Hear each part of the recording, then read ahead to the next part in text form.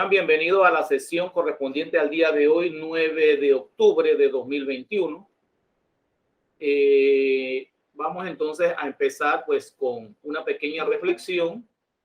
Vamos a esperar a Julieta. Buenos días, Julieta, buenos días.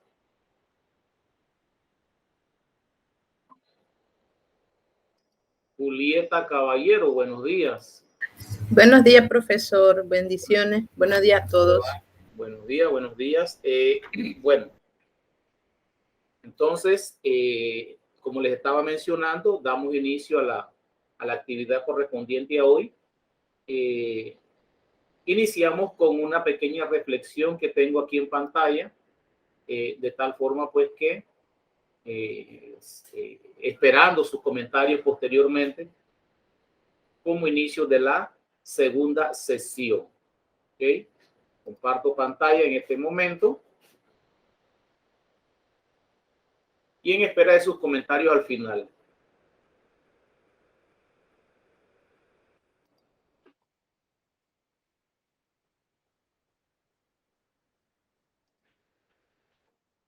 Dicen que no, pero yo creo que todo se puede.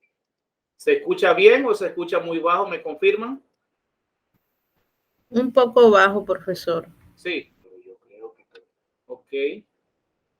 Vamos a subir un poquitito más el volumen. Vamos a colocarlo en 80. Ok.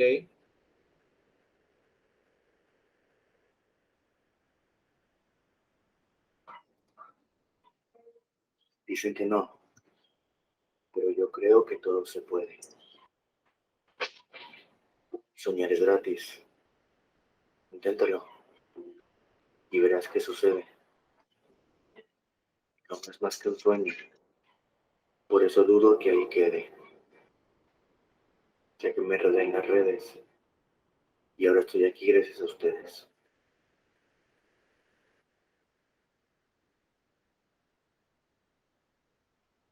Consejos tengo que dar y espero me puedas escuchar, ya que te puedes equivocar con lo que no debes probar. Recuerda que no es prohibido volar, solo hay que saberse frenar, para que así no te tengas que preocupar. Recuerda, no todos viven de la misma manera. La vida cuesta y las cosas están cambiando allá afuera. Yo ahora trato de hacer el mundo como yo quisiera que fuera, ya que tienes que estar atento, que el tiempo a nadie espera.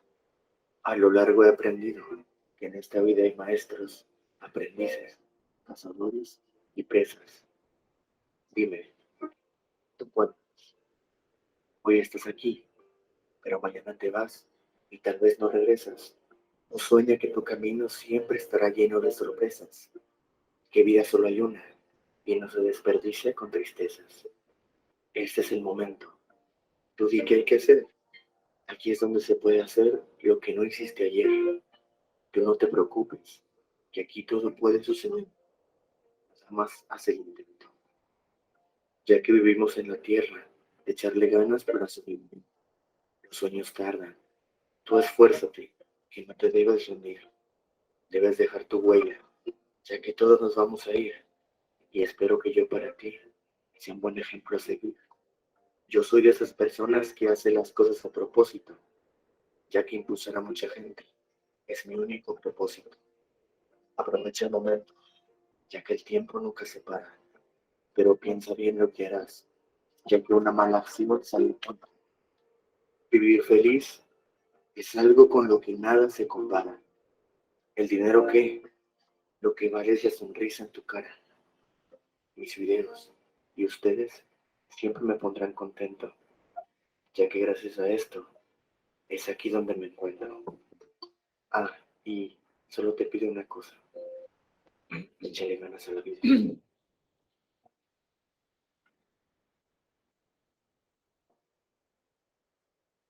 No te rindas, por favor. No cedas. Aunque el frío queme, aunque el miedo muerda, aunque el sol se esconda y se calle el viento, aún hay fuego en tu alma, aún hay vida en tus sueños.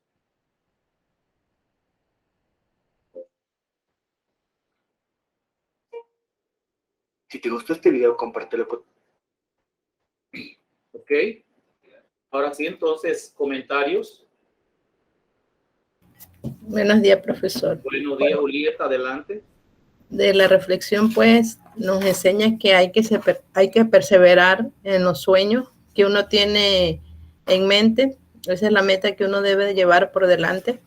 Primeramente, con la ayuda de Dios, seguir confiando de que vamos a lograr esos sueños, alcanzar la meta que tenemos en mente. Muy bien, Julieta. Julieta, ¿usted desde dónde se conecta, Julieta? De acá de Chiriquí, de aquí de Chiriquí. Perfecto. Muy bien, Julieta. Gracias por sus aportes. Gracias. ¿Algún otro comentario? Buenos días, profesor. Adelante. Sí, por más tropezones que uno tenga en el camino, uno siempre tiene que saber, seguir adelante. Bueno, eso es lo que dice prácticamente en la reflexión ahí, con la fe y la ayuda de Dios, todo puede salir adelante. Así mismo es, tropezones vamos a tener siempre. Siempre en la vida se van a tener tropezones, siempre van a haber dificultades en la vida. De eso no hay duda. Entonces, ¿qué tenemos que hacer? Tratar de superarlo. Tratar siempre de seguir adelante. Ustedes están ahora mismo a un nivel, a un séptimo nivel. Quiere decir que ustedes están en primer año. Han tenido dificultades para seguir sus estudios de manera normal, ¿verdad? Pero están aquí con ganas de echarle, con ganas de seguir adelante, echándole ganas y no se salgan. Siempre siguen adelante. El Instituto Laboral Nueva Luz le da las oportunidades siempre para que ustedes sigan superándose. Pero eso sí, hay que cumplir con las actividades docentes. Todas las actividades de todas las demás materias hay que cumplirlas a cabalidad, de manera responsable. Anabel Jaén, comentarios de la reflexión. Bueno, que yo pienso, yo opino de que de la reflexión que bueno que la vida es una y que uno debe vivir la vida y aprovechar el tiempo porque nunca sabemos cuándo sería nuestro último día, pues. Correcto, así es. Entonces, hay que echarle ganas, hay que seguir adelante siempre y tratar siempre de superar todas las dificultades que tengamos. Y les aseguro que siempre, siempre vendrán tiempos mejores. Muy bien, entonces, no sé, Julio o Alex, si desean hacer algún aporte. En caso contrario, pues, iniciamos con el PowerPoint que tengo allí. Bueno, para mí la reflexión me dio a entender que por más situaciones, por decirlo así, tristes en las que estemos, debemos dar una sonrisa siempre y tratar de levantarnos en los momentos difíciles. Muy bien, gracias, Julio. Alex.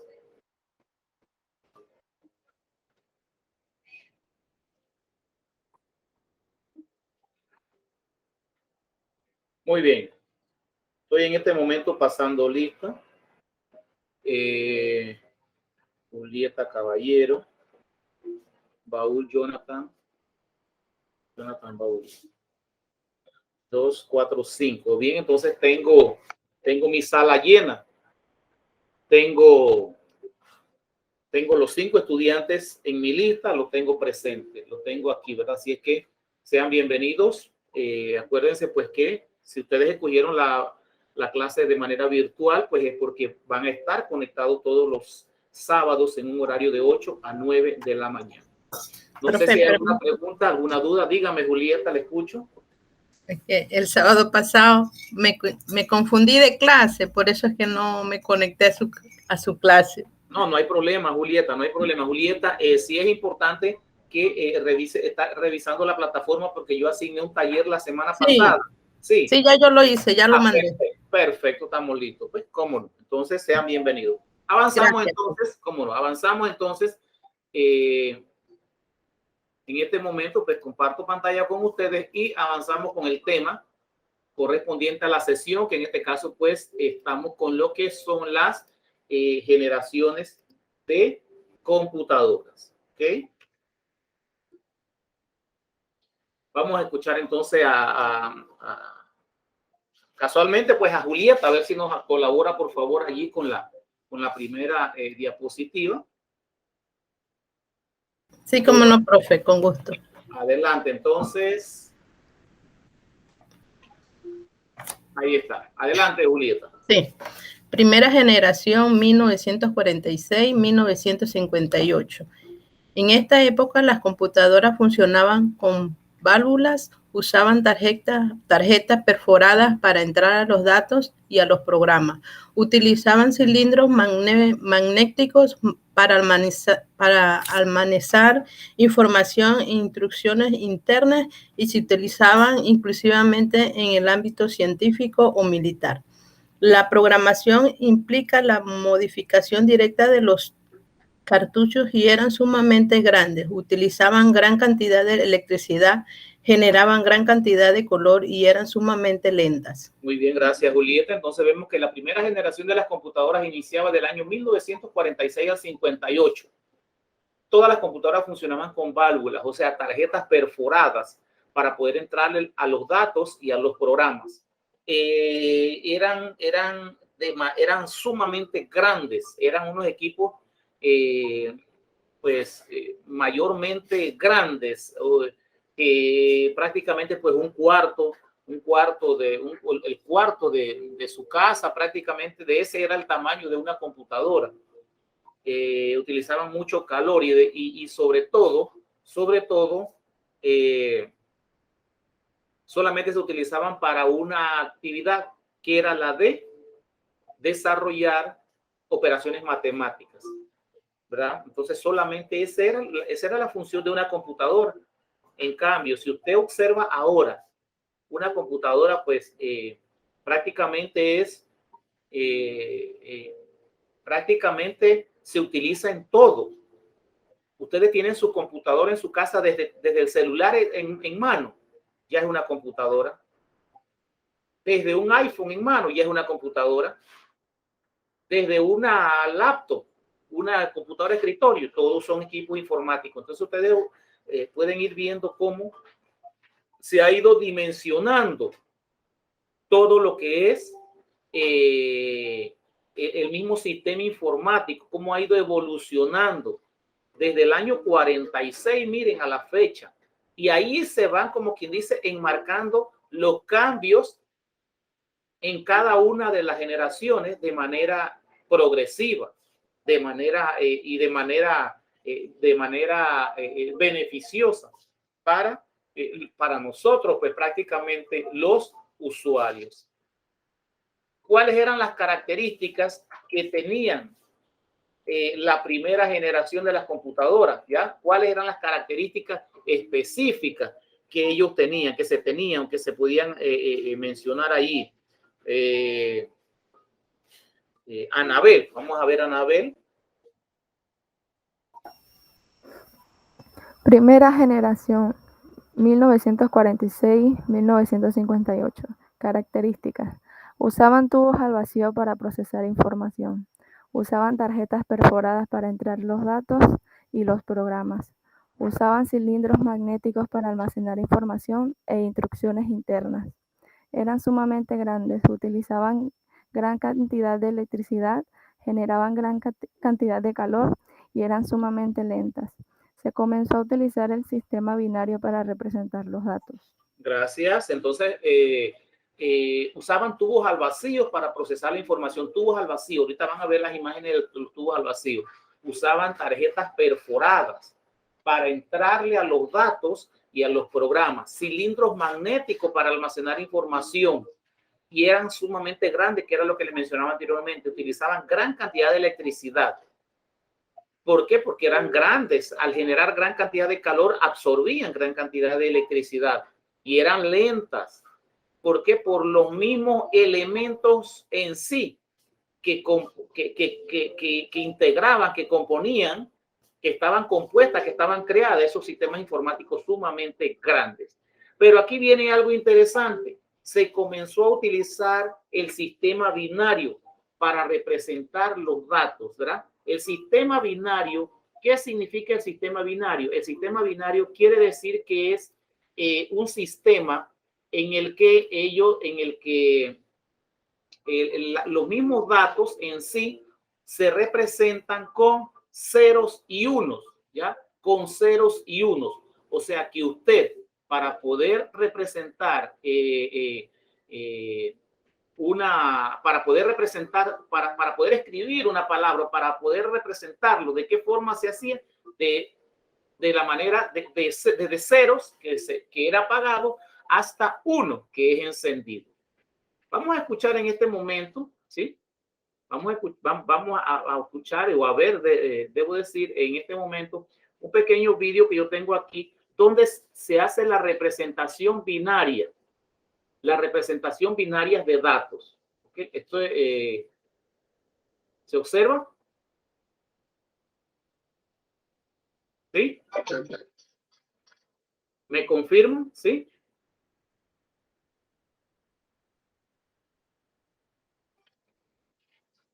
Cada vez que uno escucha hablar de las computadoras o cómo funciona una computadora, ese es demostrar que están las dos apagadas. Es 0. Ok. Vamos a ver.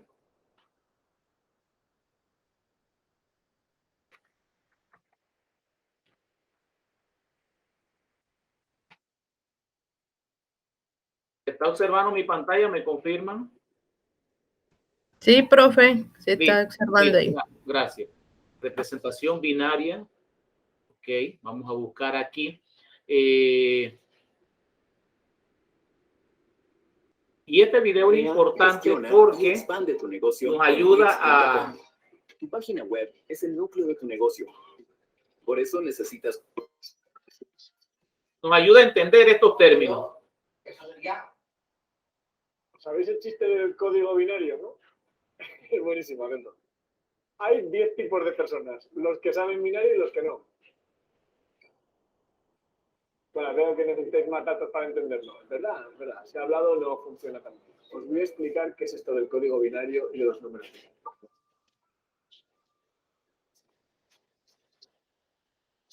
¿Os habéis fijado que por todos lados aparece eso de los números binarios? Que si los ordenadores hablan en código binario, que si los números binarios codifican las comunicaciones informáticas y electrónicas. El código binario se hace con ceros y unos. Incluso en la peli Interstellar y en otras muchas se hacen comunicaciones binarias. Y es que los ordenadores, los móviles, todas esas máquinas electrónicas funcionan con componentes eléctricos que tienen para entenderlos apagados. Pero para apagar, tiene que deberlo ser la que tiene que tener la cámara para estudiantes, ¿no? Simple sí, pero no fácil. Porque con esos dos números, los ordenadores se tienen que apañar para entender las letras, los colores, las posiciones, la música. Que es 1, 1, 0, 1, 1. ¿Cómo no? Pues con mates, como si. La cosa es ser capaz de reducir todo a números. Aquí tenéis un ejemplo. Con los colores. ¿Veis cómo cada uno tiene un número? Bueno, pues ahora lo que debemos hacer es transformar esos números en tiras de ceros y unos para que el ordenador se entere. Tú ya sabes cómo funcionan nuestros números, los normales, los de toda la vida, los de contar con los dedos, los que saben el calendario, los números, yo qué sé, 120, 3, 57, 61. Tú sabes que si escribo el 313, el 3 de la derecha vale 3, el 3 de la izquierda vale 300, ¿no? Esto te lo explica la serie del código. El 3 de la derecha está en las unidades y el de la izquierda en las centenas. Pues vemos que cada posición vale 10 veces lo que vale la que tiene a su derecha. Y en cada casilla tenemos 10 números para ver. 0 al 9. Por esas dos cosas, nuestro sistema se llama decimal. El 313. Entonces es 3 unidades más una decena más 3 centenas. 2. ¿Y eso qué quiere decir? Pues que solo hay 2 cifras que podamos usar en cada casilla, 0 y 1. Y que cada columna vale 2 veces lo que vale la de la derecha. El doble cada vez vale. ¿Y este número binario cuánto vale? Es decir, solo tenemos que seleccionar los números binarios que tengan un 1 y sumar sus valores correspondientes. O sea, 1 más 4 más 32, 37. Es el 37 en binario, colega. Muy bien. Pues iba todo. Ya ves sabes que cualquier número se puede poner con ceros y unos, usando esto de los números binarios. Ocupan más, eso sí, hemos necesitado 6 cifras para poner el 37, que los números de toda la vida lo hacemos con 2. Bueno, pues ahora que podemos poner todos los números, podemos poner colores, posiciones, sonidos, lo que sea. Todo con ceros y unos, montones de ellos, ¿verdad? Pero es la única manera de que los ordenadores se enteren. Vale, pues ya estamos listos para entender el chiche. Lo pongo otra vez. Hay 10 tipos de personas, los que saben binario y los que no. Pues si lo lees no funciona. Pero escrito así, ¿eh? 10 en binario es el 2. Muy bien. ¿Sabes qué relación tiene el número pi con el...? Muy bien, entonces ahí observamos la manera entonces cómo se representan los datos binarios, ¿verdad? De tal forma que nuestro sistema informático lo entienda, ¿correcto? Entonces, ceros y unos, que son los que están representados mediante un lenguaje de la computadora, mediante un lenguaje que ella pueda entender qué se está haciendo, qué desea proyectar dentro de tu computadora. A ver, Máximi Morales, ¿cuál es el nombre de este estudiante que acaba de entrar? A ver. Máximi Morales. A ver, Máximi. Bien, si no. ¿Qué, profe? Ajá, ¿su nombre cuál es? Disculpa. Maximiliano Morales. Ajá, Maximiliano, ¿usted es virtual o modular? Modular. Ah, listo. Ah, bueno, usted viene entonces como oyente, ¿verdad? Porque Sí. Ok, listo. Gracias, Máximo. Bienvenido, usted. Ok, seguimos entonces Igual. acá con la presentación. Como les estaba mencionando, aquí quedábamos entonces en lo que era la parte de las características de las características presentadas en la primera generación. Y si ustedes observan aquí, miren cómo eran las tarjetas perforadas. Miren, esa es una tarjeta perforada. Allí se almacenaba la información. Tubo al vacío, proceso mediante el cual se almacenaba información. Tambores magnéticos. ¿Ya? Esta es la representación de los elementos que formaban parte de la primera generación, desde hacer los procesos matemáticos hasta almacenar datos dentro de ella. Iniciamos entonces con la segunda generación. Maximiliano, a ver si nos colabora, por favor, ahí en la segunda generación. ¿Cómo, profe, leer o qué? Correcto, leer, correcto. Sí. Segunda generación, 1958-1964. Características de esta generación: usaba transmisores para procesar información. Los transmisores eran más rápido, pequeña y más confiable que los tubos al vacío. De espacio que un tubo al vacío usaba pequeños anillos magnéticos para almacenar información e instrucciones. Producía gran cantidad de calor y era sumamente lenta. Se mejoraron los programas de computadora que fueron desarrollados durante la primera generación. Muchas gracias. Entonces, a ver, en la segunda generación, ¿qué aspectos se mejoraron, muchachos? A ver, en la segunda generación, ¿qué aspectos se mejoraron? A ver, ¿qué aspectos se mejoraron?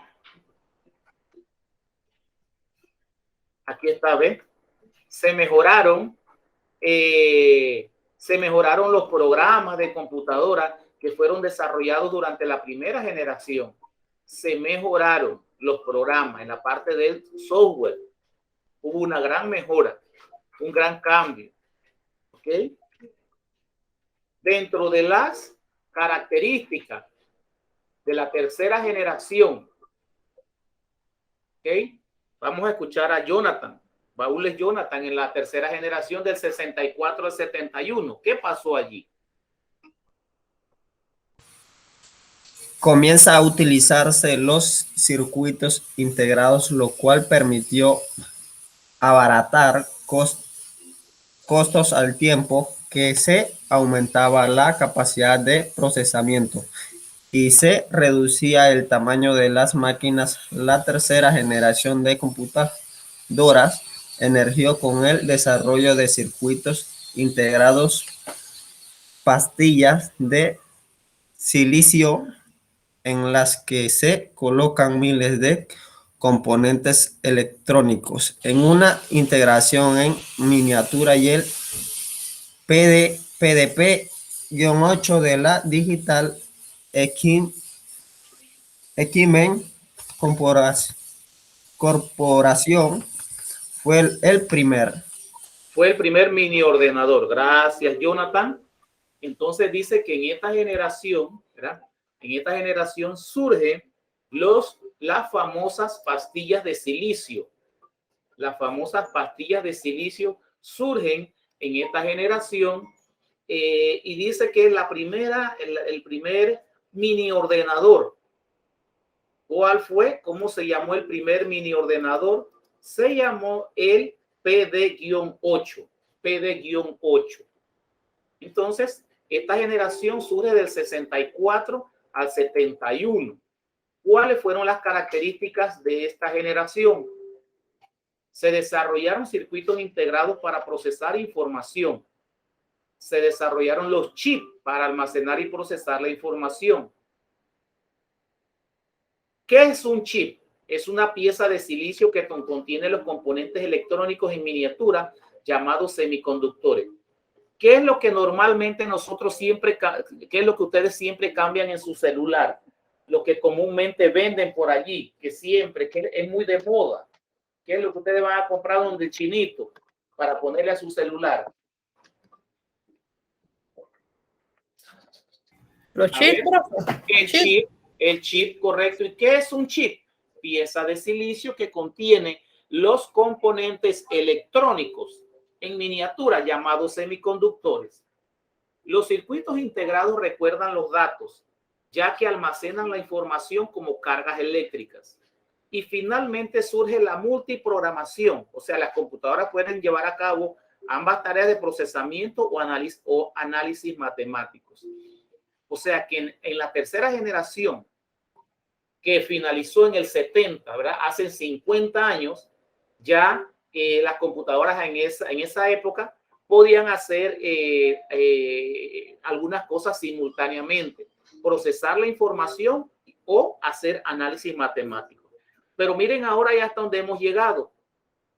En este momento, pues yo puedo, con una computadora común y corriente normal, hacer múltiples operaciones. Por ejemplo, yo ahora mismo puedo ingresar a Excel y hacer alguna operación matemática y estar con ustedes de esta forma conectados vía Meet en cualquier parte del país de manera virtual y de manera instantánea. De igual manera, ustedes también, una computadora me puede reproducir música de fondo, que en este caso lo estamos escuchando allá, ¿verdad?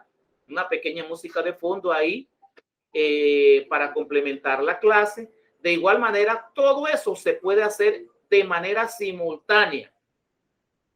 Y ustedes vieron que las primeras computadoras no podían hacer eso, solamente era una sola operación, que en este caso era desarrollar una operación matemática. Ya no podían hacer más nada. Y ya esto hacen, pues prácticamente hacen 52 años, cuando surgió la tercera generación.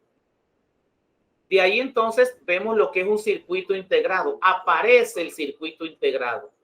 Esta imagen tiene mucho parecido a la famosa tarjeta madre. A la famosa tarjeta madre que, miren, a la fecha todavía se ha mantenido. Esto tiene un parecido pero muy idéntico a una tarjeta madre, con todos los elementos que la componen. Aquí vemos otro circuito integrado, ¿ya? que son elementos matemáticos que componen la tarjeta madre y que emiten una gran cantidad de instrucciones electromagnéticas. De ahí entonces vemos lo que es la parte de la cuarta generación, del 71 al 83. Y dice que esta fase se caracteriza por la integración sobre los componentes electrónicos, lo que propició la aparición del microprocesador. ¿Qué será ese microprocesador? Único circuito integrado en el que se reúnen los elementos básicos de la matemática, de la máquina, perdón. Se desarrolló el microprocesador, se colocan más circuitos dentro de un chip. ¿Ya? Cada chip puede hacer diferentes tareas y un chip sencillo actualmente contiene la unidad lógica central y la unidad aritmética lógica de la memoria. ¿Ya? Entonces, ¿qué quiere decir esto? Que cada uno de nuestros ordenadores, cada uno del equipo informático que compone la computadora está compuesto por chip, ¿ok? Está compuesto por chip que son pues más que todo elementos que tienen la unidad la unidad de control y la unidad aritmética lógica, de tal forma que se busque o que se proyecte más que todo aumentar la velocidad en nuestra computadora. Esto sucedió entonces en la tercera generación, ¿okay? En la cuarta generación, del 80 hasta el 83. Viene lo que es las características de esa generación. Apareció entonces el famoso chip, ¿ok? Y dice que se reemplaza la memoria de anillos magnéticos por la memoria de chip de silicio. Entonces, si ustedes observan dentro de las características, esto me indica de que cada una de las generaciones va aportando un granito de arena al avance de la informática, al avance de la tecnología, al avance de los elementos que componen un sistema informático. ¿Okay? Entonces, allí vemos pues todos los aportes que forman el mismo sistema informático. Algunos aportan para la velocidad en la computadora, otros aportan para minimizar el calor del sistema de la misma computadora, otros aportan para reducir el tamaño. Entonces, cada uno de estos elementos va formando un equipo informático más pequeño, más veloz, menos consumo de energía. También incluye otros elementos que forman parte de un sistema informático, que lo vamos a ir viendo más adelante. Viene lo que es la parte de la quinta generación, del 84 al 99 o hasta el 2000, debemos decir. Ahí entonces Alex Son nos va a colaborar con la lectura de la quinta generación. Adelante, Alex.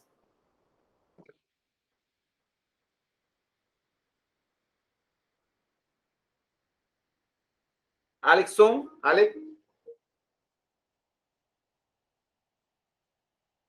A ver, Alex.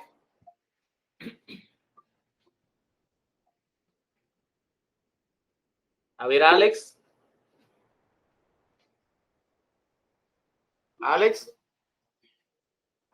Pablo, estoy dando clase en el laboral. Sí. A ver, si yo tengo aquí en pantalla a Alex Suo, por favor.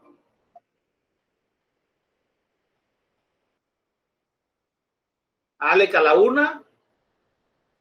Bien, entonces si no está, yo lo quito de la sala, porque aquí no es solamente llegar y colocarse allí, ingresar y irse a dormir o a desayunar. Profe, disculpe. Es que dice... Ya. Ok, ya acabo de ver el mensaje. No tengo micrófono. Listo, Alex. Gracias, Alex. Gracias, compañero. Tienen que avisarme, muchachos. Entonces, Alex, tratemos de subsanar eso del micrófono porque siempre en mi clase me gusta la colaboración de todo el equipo. Profe, no tengo el micrófono ahora. Ok, listo. Entonces, tratemos de subsanar eso porque yo pues pido la colaboración en sala. Muy bien. Entonces vamos a escuchar ahora a Julio Jiménez. Adelante, Julio, entonces con la diapositiva de la quinta generación. ¿Sí? Adelante, Julio. Quinta generación, 1984-1999. Sigue la PC tal cual como la conocemos en la actualidad. Presenta su primera computadora personal y revoluciona el sector informativo en vista de la acelerada marcha de la microelectrónica. La sociedad industrial se ha dado a la tarea de poner también a esa altura el desarrollo del software y los sistemas que se manejan en las computadoras. Gracias. Surge la computadora tal y como la conocemos en la actualidad. ¿Ya? O sea, no tan cual como la conocemos en la actualidad, porque ahora mismo podemos ver unos equipos sumamente pequeños con un gran poder de velocidad. O sea, esa definición tal cual como la conocemos no debiera de ir ahí. Debiera ir. Surge la PC tal cual como la conocemos en la actualidad. O sea, tal cual conocida como un parecido a la que tenemos en la actualidad. Una cosa es decir tal cual como la conocemos y otra es decir parecida a la que está en la actualidad. Parecida se enfoca más porque sí maneja los elementos de procesamiento, chip, velocidad, procesadores internos.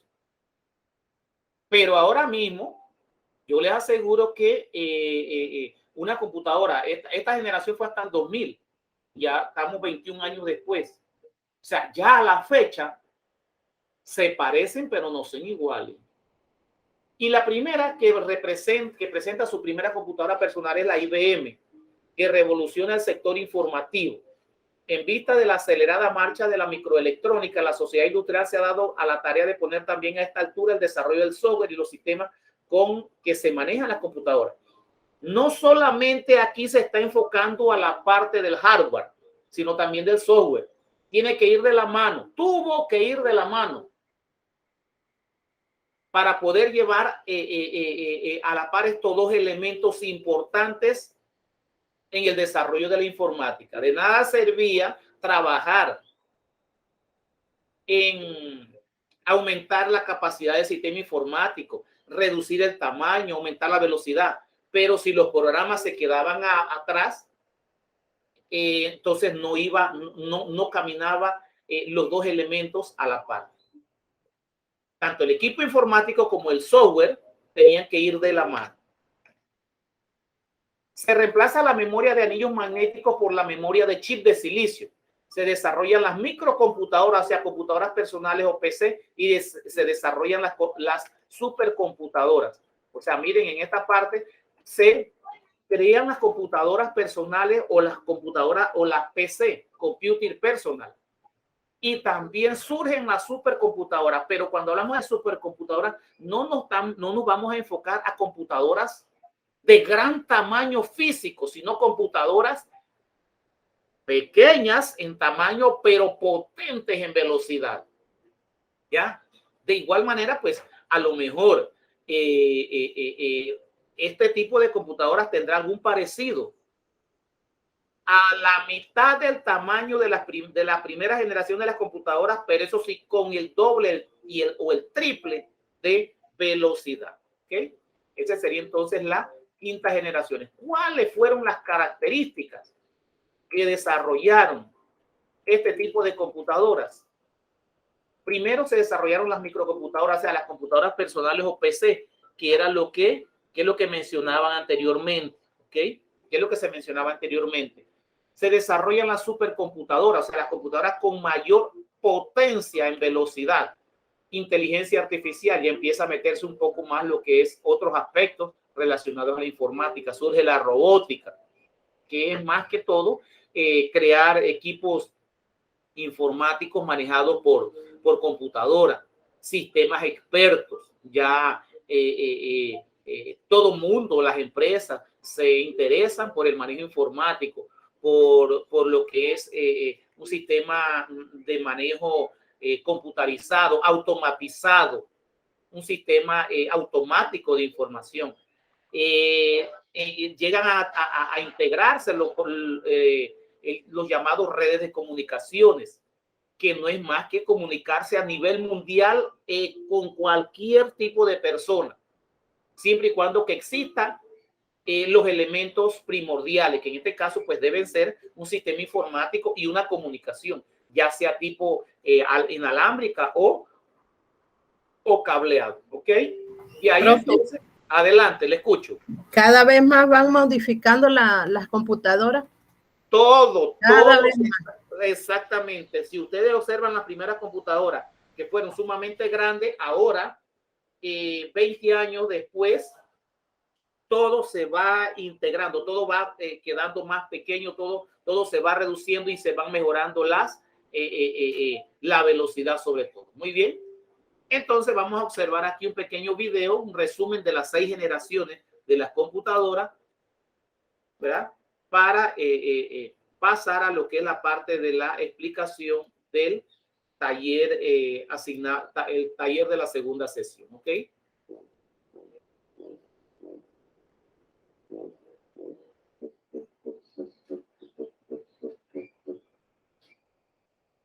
Son ordenadores basados en válvulas electrónicas de vacío. Su tamaño es enorme y el mantenimiento muy complicado. Se destinaban para uso militar y científico. No disponían de un sistema operativo y empleaban una tarjeta perforada para almacenar información. Se deja de usar la válvula de vacío y es sustituida por el transistor. El transistor estaba compuesto de silicio. Tenía una altura de 150 micras. Supuso la reducción del tamaño del ordenador y ganaron en potencia, rapidez y fiabilidad. Se empezaron a usar lenguajes de alto nivel, como COBOL, ALGOL y Fortran. Se empleaban también memorias de núcleos de ferrita, cintas y tambores magnéticos para almacenar la información. La actividad se repartía entre 2 ordenadores. El principal se ocupaba del cálculo y el auxiliar de la entrada y salida de datos. Véase el ejemplo del IBM 1401.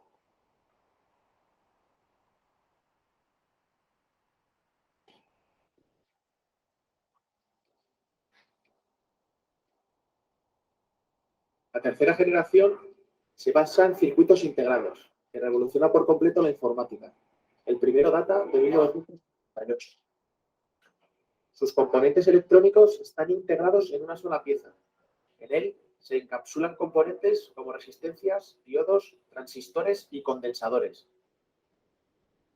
La velocidad del ordenador aumenta notablemente. El software funciona y el trabajo a tiempo real y la multitarea son una realidad. Las unidades de almacenamiento evolucionan y aparecen los primeros discos magnéticos.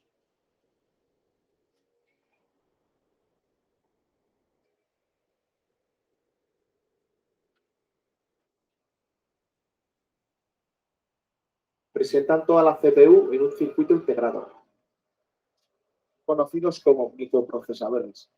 En esta etapa, el ordenador personal es el protagonista. Se perfeccionan las unidades de almacenamiento.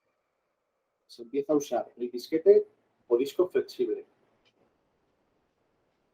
El primer micro, el 4004, lo desarrolla Intel en 1971.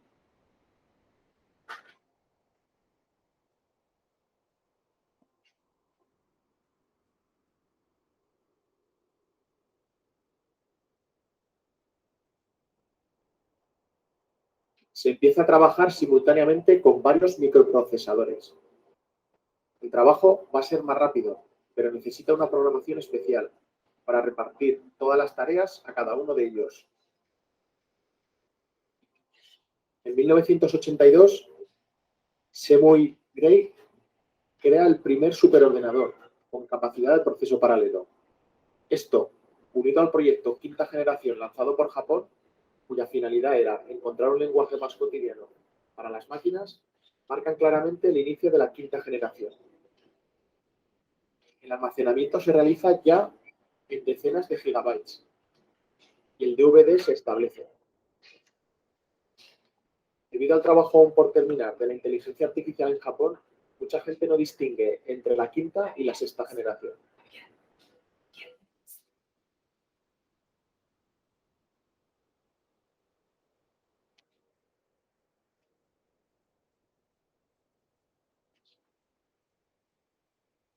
Tengo la cámara encendida.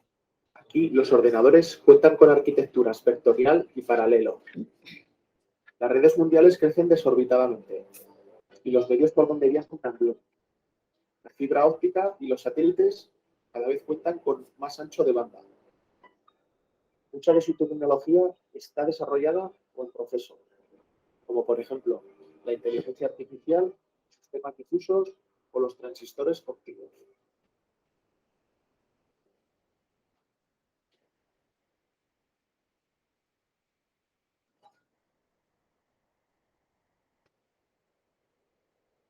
Ahora conocemos el poder de la información cuántica, pero ¿qué se necesita para aprovechar al máximo el potencial de esta tecnología? ¿Qué hace falta para construir un ordenador cuántico? The principles of quantum computing are well understood. It is only their implementation in practice that is difficult.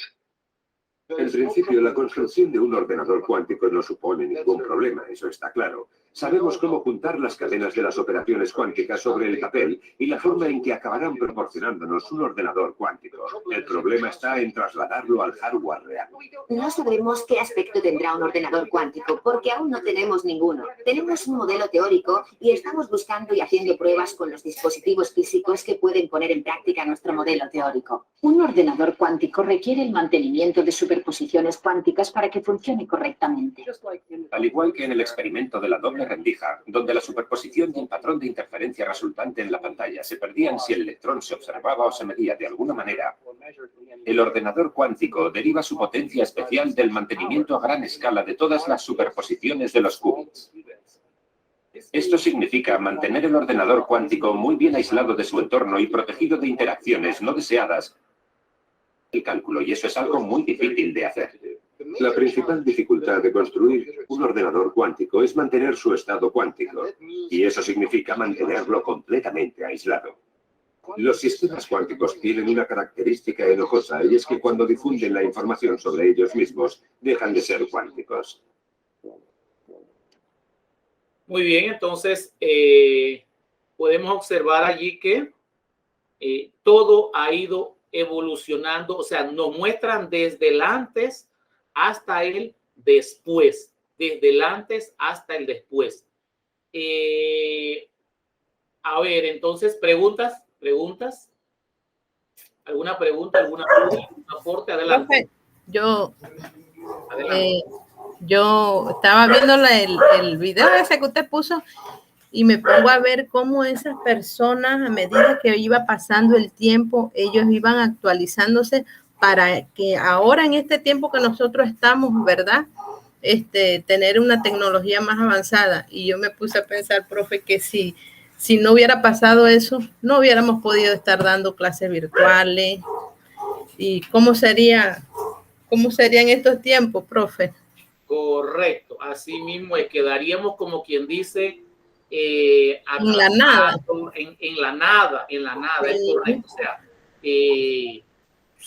no sabemos sinceramente dónde estaríamos, o no se sabe si estaríamos un poco más atrasados de lo que estamos actualmente, o un poco más adelantados, porque miren, esto es un tema tan interesante. Si usted observa la tecnología de los ovnis, tal vez muchos no creen en los ovnis, pero si usted observa la tecnología de los ovnis en comparación con la de nosotros, estamos totalmente atrasados.